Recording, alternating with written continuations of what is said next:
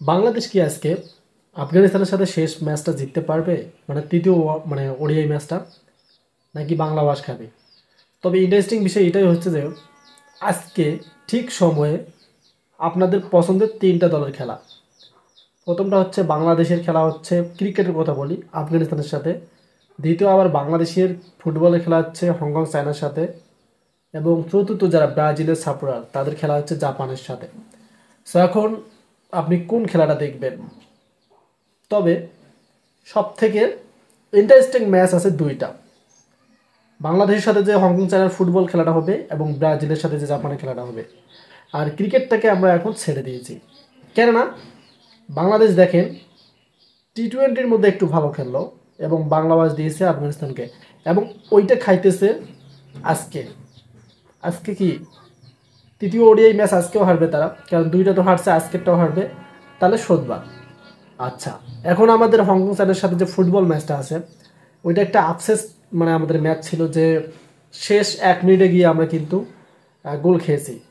বাংলাদেশের যে ম্যাচটা হয়েছিল, প্রথমে তো হামজার গোল ছিল, লাস্টে আমরা দেখলাম যে তারা 3টা গোল দিল আমাদেরকে, এবং সমিত সোমের গোলে মানে ড্র হয়েছিল। ড্র হওয়ার 1 মিনিট বাকিতেই বাঙালি আবার একটা গোল খেয়ে গেছে। সো আজকের এই যে একটা আপসেট, সরি, সেদিনের যে একটা আপসেট, আজকে যদি তারা এটা শোধ দিতে পারে তাহলে দর্শকরা অনেকটাই ভালো লাগবে।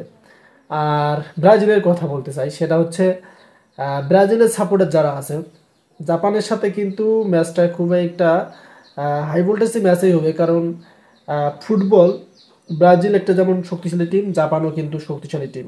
জাপানেরও ভালো ভালো মিডফিল্ডার আছে, ফরওয়ার্ড আছে, যারা স্ট্রাইকার আছে, সো ওরা ভালো খেলে। সো সব থেকে খারাপ লাগবে এটাই আপনাদের, যে যখন দেখবেন বাংলাদেশ বাংলা ওয়াশ খাইছে, আর বাংলাদেশ ফুটবলে যদি আবার হেরে যায় আজকেও। ব্রাজিল হারুক, কোনো আপসেট নাই, বাট যদি আজকেও হারে বাংলাদেশ ফুটবলে, তাহলে আপনাদের অনেকটাই কিন্তু মনে করেন একদমই খারাপ লাগবে। তো আমরা আশাবাদী যে আজকে বাংলাদেশ ক্রিকেট টিমটাও যদি জিততে পারে এবং আপনার হচ্ছে ফুটবল টিমটাও যদি জিততে পারে, তাহলে দর্শকদের মনটা কিন্তু অনেকটাই ভালো থাকবে। আর যখনই দেখবেন যে দুইটা দলে হারছে, তখন কিন্তু মানে প্লেয়ারদের তো গালিগালাজ চলবে, দর্শকেরা তো করবে।